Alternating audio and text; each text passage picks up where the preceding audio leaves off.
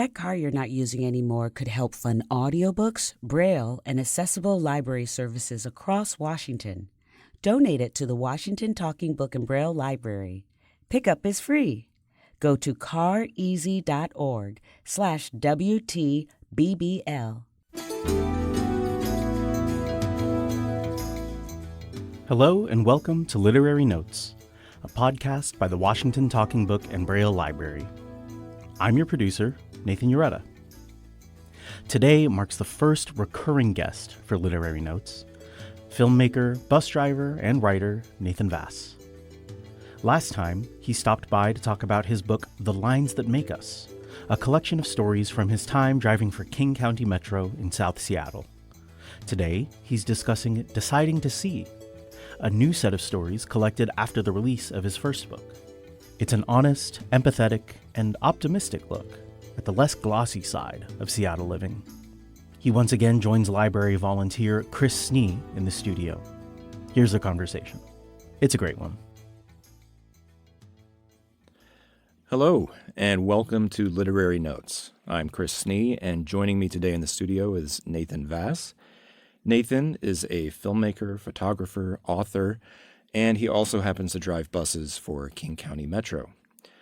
Nathan previously visited us to talk about his first book, The Lines That Make Us, Stories from Nathan's Bus. That was published in 2018. And today he's here to discuss his latest book, Deciding to See, The View from Nathan's Bus.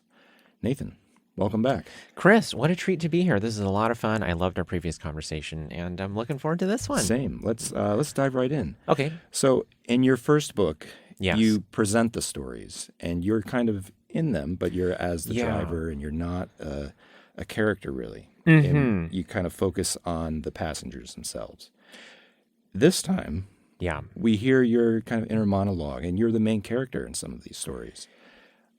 You've been blogging for over a decade now? Yeah, a long time, 2012, I think, on all sorts of topics. Mm-hmm. So you're not new to sharing your perspective and views on things, but this medium is very different from a blog. It is. So what kind of went into your thought process and your approach here? Okay, there's so many things to discuss. I love that we're starting here. First of all, thanks for noticing the shift in subject and focus and perspective. Mm-hmm. I prefer writing about other people.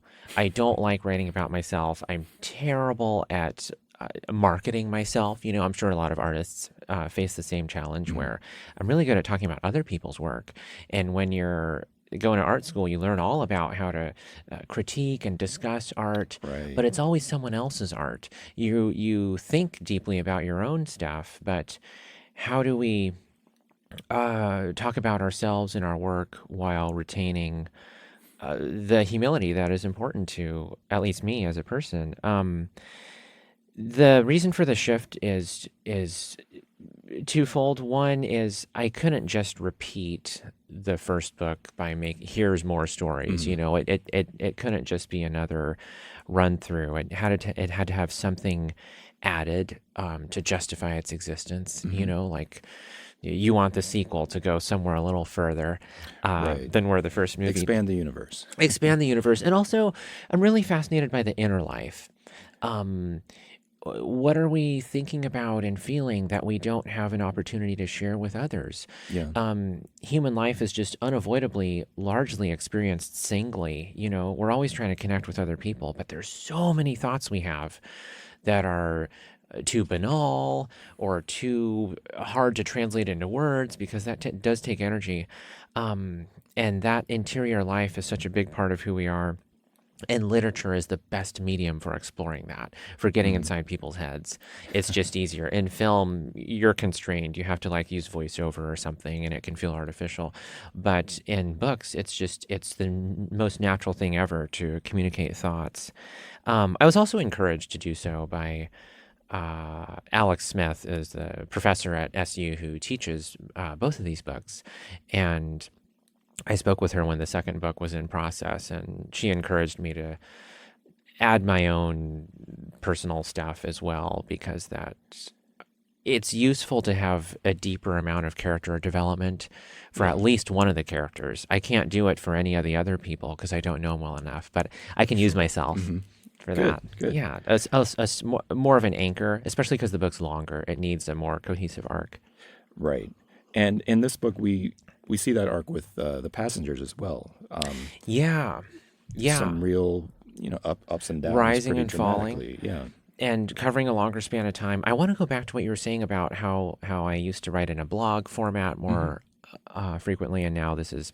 Because there's some interaction there. There's interaction on the blog, and especially back when everyone was reading blogs in the 2010s, you get a lot of comments. Now I don't get any. It's called Substack now, I think. Yeah, everything's changing, and I'm trying to keep up. But it's interesting.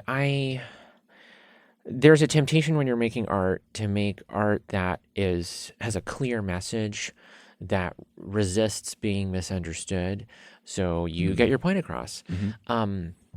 But I actually prefer work that doesn't do that, that doesn't tell the viewer what to think, that's not instructional. When we're watching older films, like a lot of social dramas from, say, the 50s, like Guess Who's Coming to Dinner or Bad Day at Black Rock or Inherit the Wind, these are movies where they worked hard to make sure that the message of the movie would not be misinterpreted. For us, watching these half a century later, sometimes they've aged poorly because it feels like they're hitting us over the head with a huge hammer, making sure we're so aware of this is the message, this is what... And the works that seem to have aged better are ones that don't tell us how to think. You're watching The Godfather, for example. It does not instruct us on what we're supposed to believe or think about all these things that are happening on screen. And there are many ways to interpret that stuff.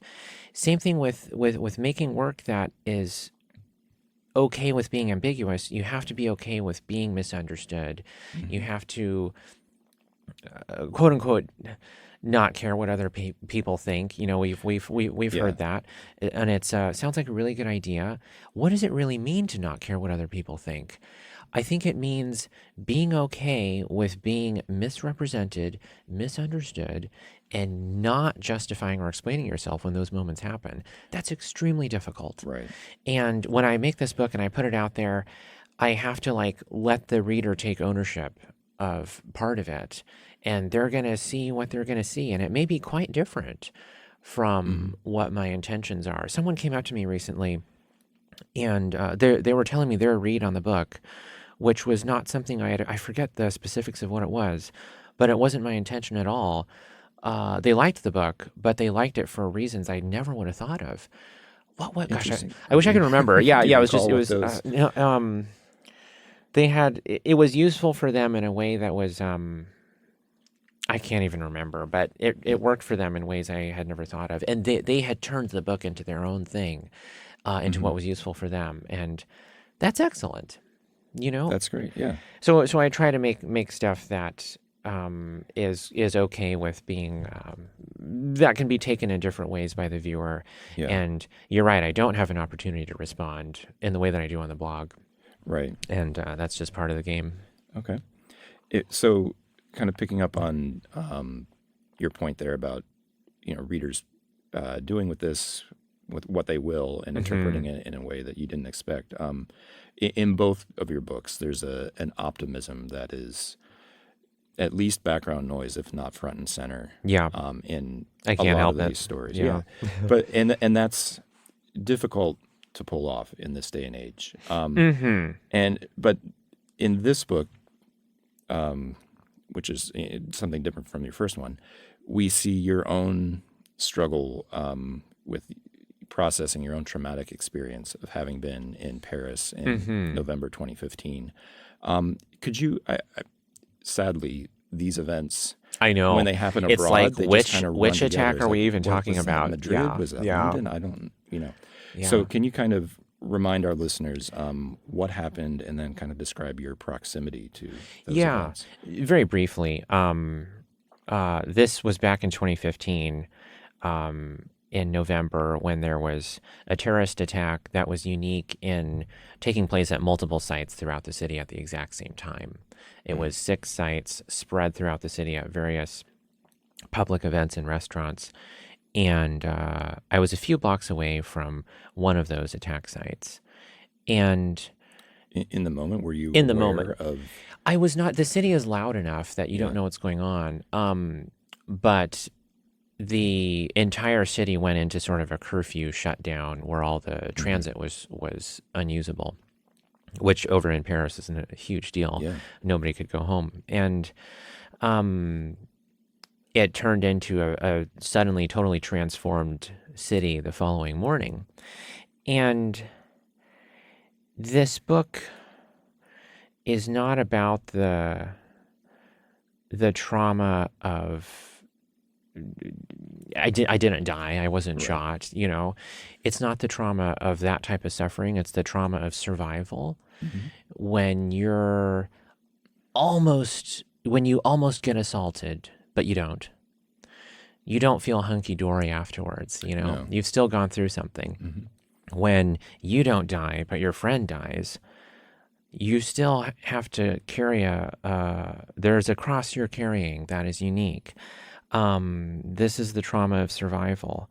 And it makes you think very deeply and carefully about a lot of things. Here in the West, especially here in this country, we like to not think about death and mortality constantly. Yeah, it's kind of a taboo. We sort of put it aside. Yeah, we don't have like a Day of the Dead equivalent celebration. Right. But inevitably, it does become part of our lives because we start losing our parents or people we know. Happens to everybody. It just eventually. unavoidably. And this book is for everyone, but it's especially for those folks who have gone through some sort of loss. And I want the reader to use the Paris material as a sort of proxy for whatever they've gone through, because I don't include that my trauma because I think it's more interesting or more extreme than anyone else's. I think there are people here in Seattle going through much more harsher suffering. Right. And we see them kind of. Yeah. I mean, what you experienced, I imagine, was acute in a sense. It happened in a finite period of hours. Right. Whereas some of these people who are struggling and they're walking onto your bus each day, it's a slow burn. Goes on for years. Yeah. And I also want to mention suffering has a binary quality where in War and Peace, there's a part where I forget if it's Natasha or one of the female characters is putting on her boots and she stubs her toe. And Tolstoy compares that suffering to the suffering of dying on the battlefield, which some of the other characters are going through. Of course, these are at opposite ends of the spectrum. But he proposes that you can always find someone who suffered more than you. It's still suffering. Stubbing your boot on it's still pain. And there's either suffering or not suffering. And just because there's someone who suffered more than you has does not invalidate what you're going through. No. What you're going through is still a big deal because you're experiencing it for the first time. And therefore, it's worth taking seriously. And that's another. So whatever the reader has gone through, I feel like all of us are sort of, what we're doing in 2026 is either going through a traumatic moment or recovering from one, just because of the political landscape, the sociocultural landscape. It's a hard time. It is. We're sort of living in history right now rather than in between historical periods. And that's not easy. And so that was a further impetus of like, I need to include this in the book because I don't want to dissuade readers by saying that this book is depressing. I want to say it's optimistic. It is. Yeah. It's indicative of the human condition. We contain multitudes, right? Totally. And we see that in your own personal stories and then in the characters of people walking onto your bus. My parents described optimism as being comfortable with truth, being being comfortable looking at truth even when it's negative. And that's what the book is trying to do. Like, let's lean into the challenges of our times and find a hopeful lens. I think it brings it home. Do you feel like, to the extent that you're able, looking at before and after Paris, has that lens shifted for you? Is there what's different? There must be something. Yeah, we make art to find out what's inside, and I'm not sure I have the requisite self-awareness to give a accurate answer to that. What has changed? You're never really done. I can speak for myself. I'm never completely finished with an art piece. If I was allowed to keep editing this book, I would continue tinkering in a way, probably making it worse.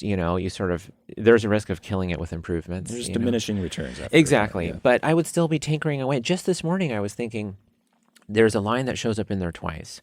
It's, realists are forever doomed to mediocrity because they lack the necessary naivete to believe in the possibility of great things. I wrote that. That's a good line. I like it. I would use it twice too. That's not bad. I didn't come up with it. It was a passenger who told it to me, and I use it as a sort of a anchor at the beginning and the end of the book. But I wonder if I was writing this now, if I would change the word realists to cynics. Cynics lack the necessary naivete to believe in the possibility of great things. Because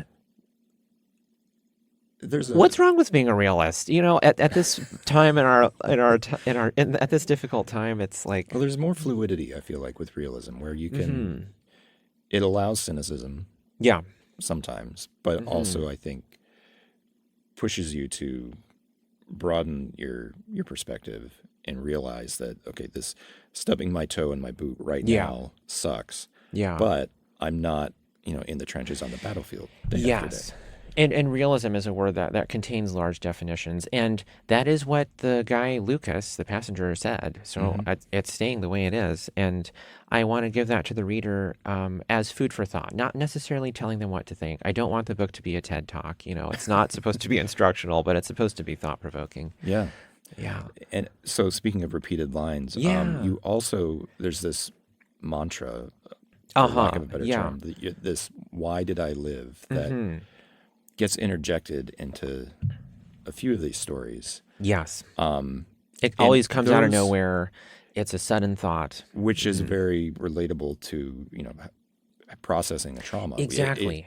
Or grief. Like a it snap. Comes at you. It comes at you with this total surprise. Yeah. And just the way it's worded, really, it feels like 4 bullets hitting a target. Like just... Gosh, you're a really close reader. You know that it was 4 times. Thank you for reading it so 4 words, 4 times, monosyllabic, just powerful. There's a lot of gravity in that question. Why did I live? That was the hope. Yeah. That it would really land. Oh, crystal clear. Oh, I'm so glad. I'm not brilliant enough to have come up with that on my own. In Don DeLillo's book, White Noise, he has a line that shows up a few times. It's not the same line. It's about a husband and wife, and the husband thinks to himself, he never says this out loud, but he thinks to himself, who will die first? He's thinking about himself versus his wife. And it shows up a few times, and I thought, wow, that is an incredible literary device. Yeah. And you can only do it a couple times. If you do it 10 times, it loses its power, you know? And it needs to feel like a surprise. So there's a long stretch in the book where it goes away, and then it comes back at the end. And then we answer the question at the end. And I think it's often best to answer a question like that with another question, which is what we do. DeLillo doesn't do that in White Noise. It turns into something else. But no spoilers. No spoilers, exactly. It's a good book. I recommend it. Yeah, but that's where that the inspiration for that comes from. Interesting. It works. It's quite powerful. I hope so. I want to believe it's different enough from what DeLillo's doing, or maybe I'm just shamelessly stealing from my favorite artists. But hopefully, that's what all the good ones do. I guess, stand on the shoulders of art. Builds on art. Exactly. You try to make something that's slightly different than what came before, but it's always going to be slightly similar. There's always connection. So have you, in your day-to-day when you're driving the bus and that question jumps into your brain, do you see a pattern? Like, is it when you're ruminating on something in particular, or you see somebody in crisis? Does it stir it up for you, or is it really just out of the blue? It's often the question is not as specific as in the book, but more this general thing of like, why have things turned out the way they've turned out? I often feel just insanely lucky, unreasonably fortunate when I compare my circumstances with those of the people around me, of course, of the other folks in Paris at that time. And the question then becomes, I had no control over that things went so well. What therefore should I do about it? What can I do while I'm still here? Yeah. Yeah. And I think in one of your stories, I believe it was on terror and other things, you talk about this concept of understanding things slowly, and how like when you're in the moment in something like Paris, it's too chaotic. You don't really have a context for what's happening. Too soon to understand.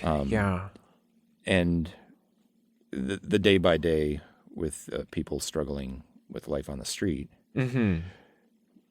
is that any easier to understand? Is that? I mean, I feel like at a societal level, we can kind of understand that this is systemic and there's something we should do. Right. It's amazing how much that world, the world of the street, resists analysis.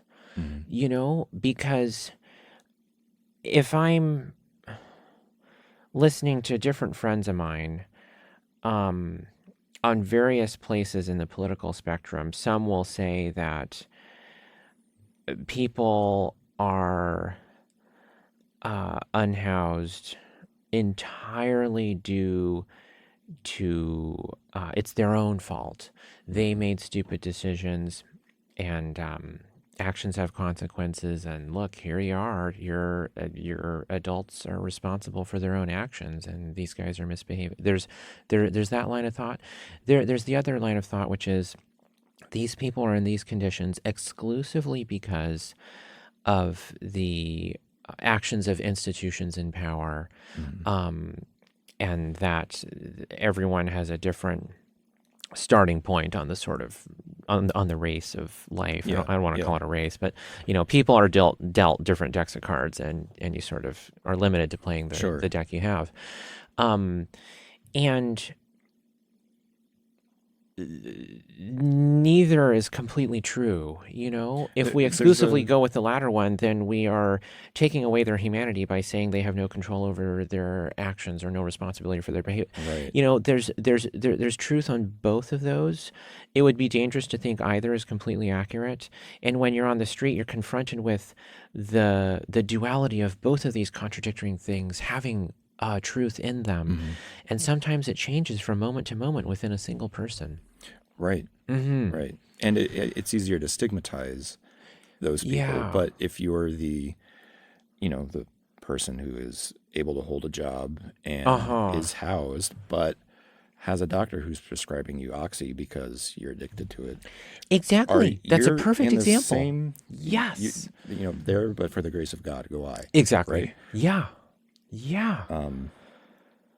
Yeah, and I was talking with a bus driver who is from another country, and he was saying being in America is like being on a high-speed train that could fall off the tracks at any moment. It's I mentioned that in the book of this sensation he feels where it's going well for now, but it could so easily not go well, and it felt like he was intimating that he doesn't feel like there's a safety net. Right. That you can fall into. And so is that the realist or the cynic? Oh gosh. Maybe both. Maybe both. Yeah. Okay, did I answer that question? Which one? Let's continue. Let's. I guess continuing with this, talking about the people who you're meeting on the bus. And how there are there are arcs in this book that weren't there in the first one, because we've got, what, 90 stories here? Almost 90 stories. It's a hefty chunker, and I want to give people their money's worth. I want this to feel definitive. You know, I would love to continue writing, but I may not write another book of nonfiction essay format, best short stories. You know, after a certain point, you want to do something else, and so I wanted to put everything I've got into this. And there was something I was trying to capture with the first book that I don't think I quite nailed, and there was a very strong impetus to do a second book as a result of how can I channel this multitudinous, deeply interesting world of the street that doesn't get explored often enough in written mediums. Can I bottle that and put it on paper, and can I cause it to be about the concerns that interest me most? And that seemed to be part and parcel of the world.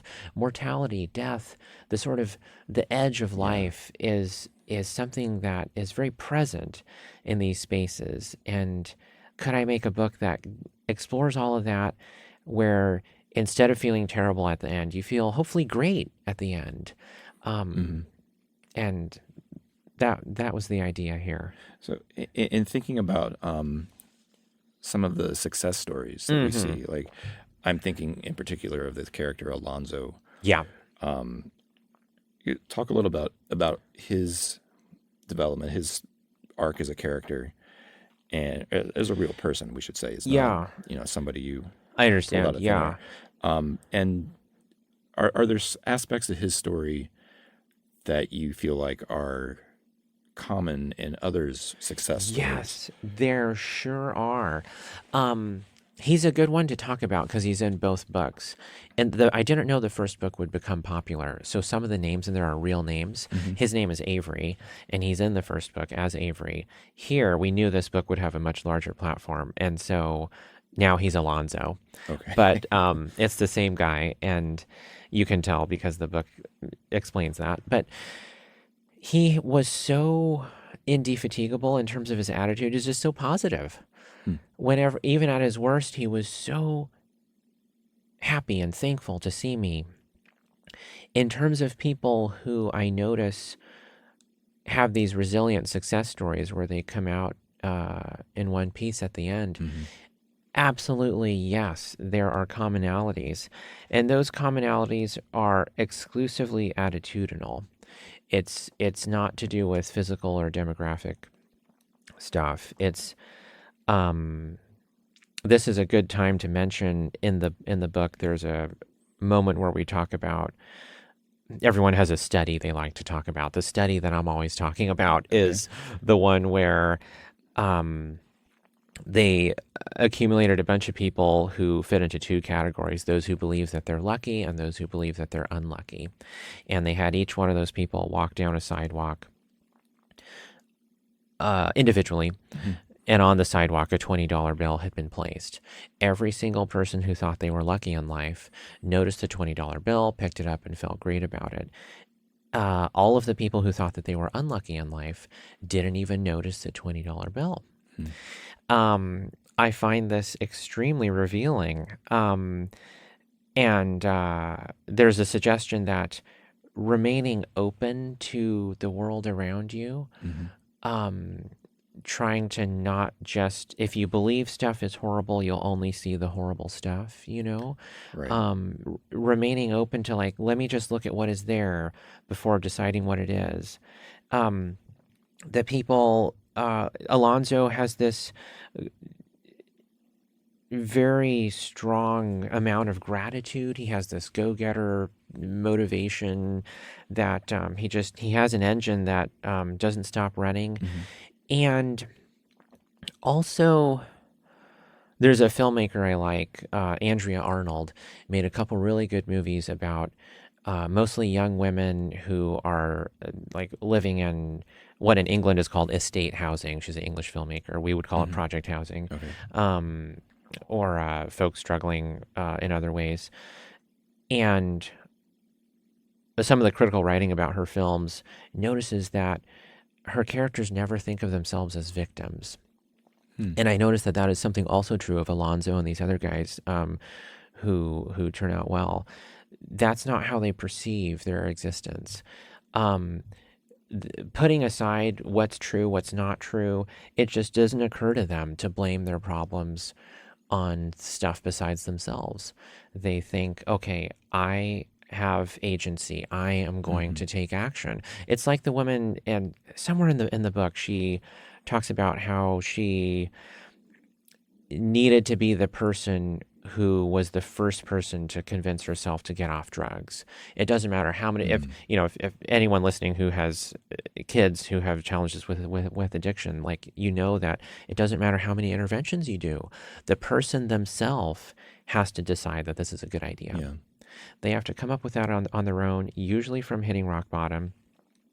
And these folks that are also, they're motivated to take action. They have something in them it's a fire that makes them get to work, because it's a lot of work. It is. I mean, it's a disease. It's not just a choice or taking a path of laziness to chase the next high. It's chemical. It's something that's already there, and they have this optimism that I'm sometimes deeply impressed of, like, how the heck do you sustain this? It's hard enough for folks with a lot less challenging problems.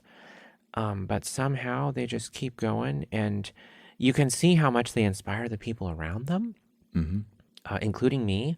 It's so beautiful to see. They believe that they are lucky, that they'll get there. Yeah. Do you still have you seen Alonzo? I think the last story about him in this book was in 2019. You were taking your last book to the post office. Yeah. No, I don't run into him very much because he's mostly in North Seattle. I spend a lot more time in South Seattle on the routes. And sometimes when I stop seeing someone, that's because they no longer are struggling. And it isn't. And so in their newfound stage of their life, I'll see them very rarely. But I like celebrating those moments when they do happen. Yeah. Yeah. So let's, in an effort to wrap this up on a positive note. Oh, yeah. There's all kinds of positives we can. I think so too. What do you think are some, 2-3 easy things we can do on a person-to-person level to fix society? We're going to fix society right now. It's let's do this, Chris. I love fixing society. Yeah. We've got 10 minutes. We'll make it happen. Sure. I feel that society these days feels designed to create the impression that as individuals we can't do anything. And that is frustrating. But what can we do as individuals? I sometimes like to use the example of composting. What possible contribution could I make towards the health of this earth by composting? There's 8 billion people, and I'm only one person. Right. This has to be completely useless. But I have 2 answers to that. One is, if you think about the entirety of stuff that you're going to compost over your entire life, that's a gargantuan amount of material. Mm-hmm. So there's that in a quantifiable sense. There's also the question of, what would the best version of myself do? I want to feel good about myself as I live life. Mm-hmm. And I think the best version of myself would put stuff in the compost. Another example is driving the buses. There's 3,000 bus drivers. There's 1,000 buses that go out every day. Is there any point in me going out of my way to, like, announce stuff on the little microphone that I know I'm probably the only bus driver? Yeah, they're taking that away from you guys. It's all the robot. All the robot stuff, and the like shield thing that discourages passenger interaction. Is there any point to me being just one driver, making all this effort to be kind, to create a welcoming atmosphere? What about the 2,999 other bus drivers? And, Right. But then I'll have moments where a passenger got on right after COVID lockdown ended, or maybe about 6 months after that.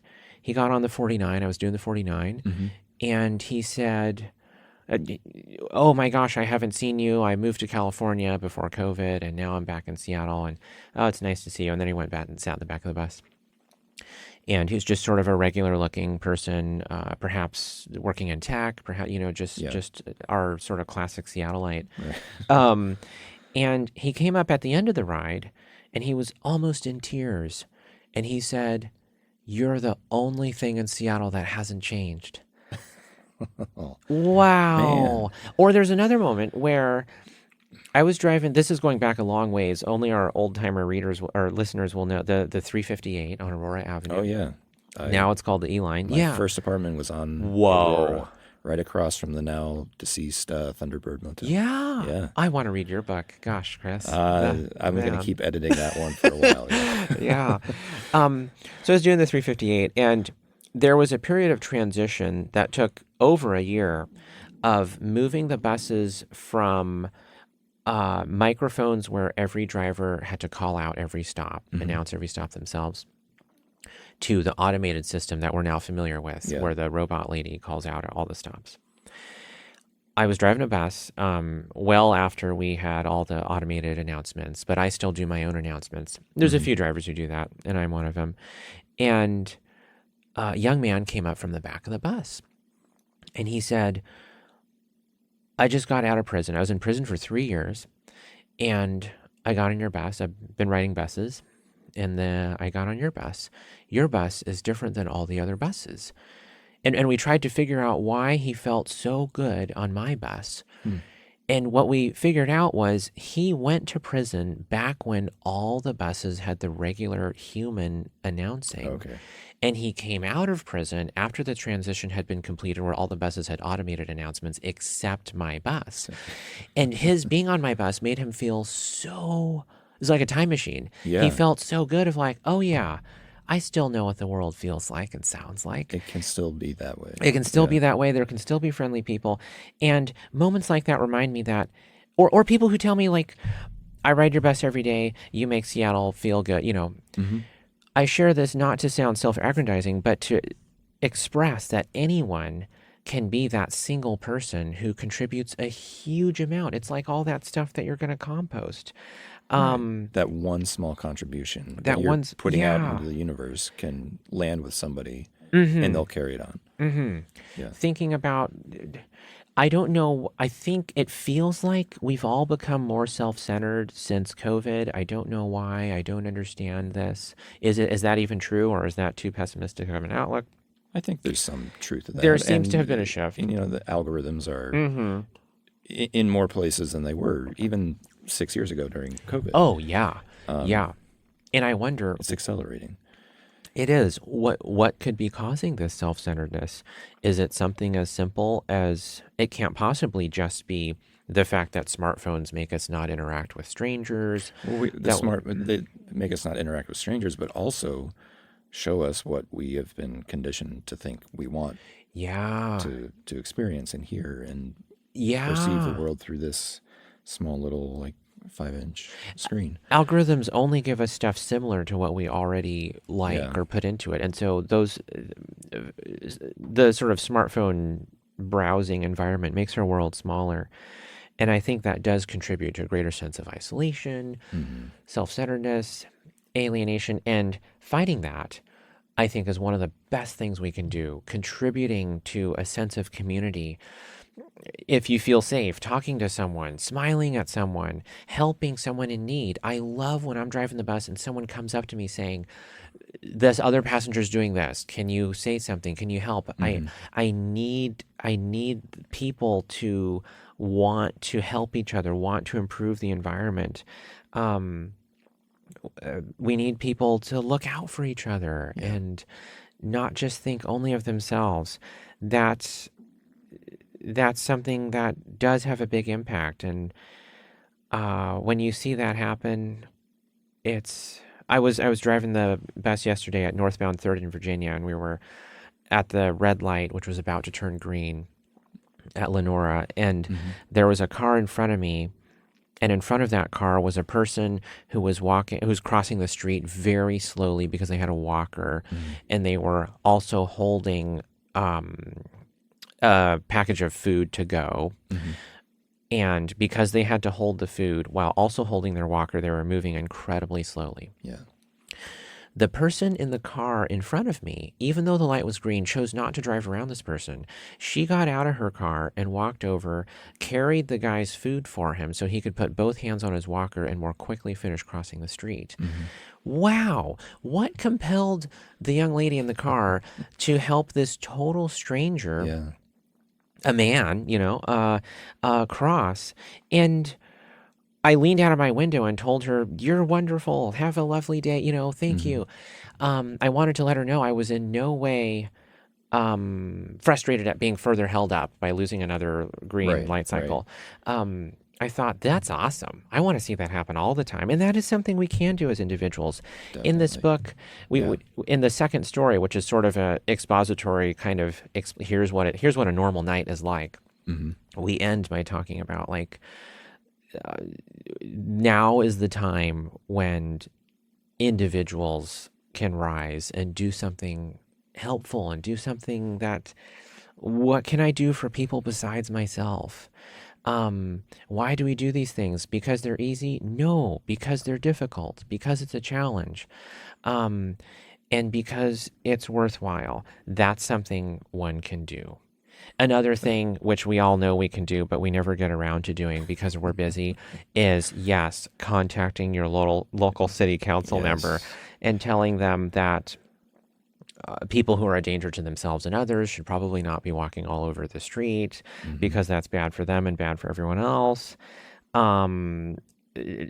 Other things you think are important, we could endlessly list them, that should be addressed sooner rather than later. We want to see concrete, detectable change immediately, because that would be very nice. That is the mildest way to put it, I think. Mm-hmm. Yeah. I think that's a great place to end it. I could keep on talking with you for another hour, but yeah. Nathan, thanks so much for your time. Thank you so much, Chris. If really enjoyed the book. I'm so glad. If you listening enjoyed this conversation, check out the book. It's 300 pages of more of this, and share it around. All right. See you next time. Sounds great. Thank you so much. Deciding to See The View from Nathan's Bus is currently in process as an audiobook and as Braille for the Washington Talking Book and Braille Library. We'll let you know in a later episode when it's available for download. In the meantime, you can check out his previous book, The Lines That Make Us, Stories from Nathan's Bus. It's in our catalog as an audiobook with the class ID DBC 19035 and as Braille with the class ID BRC 02181. If you have any questions or comments about the library, or to see if you qualify for our services, visit WTBBL.org or call us at 206-615-0400 or toll free at 800-542-0866. This episode of Literary Notes is a production of the Washington Talking Book and Braille Library based in Seattle, Washington. Today's interview was conducted by Chris Snee. I'm your producer, Nathan Ureta. Thanks for listening.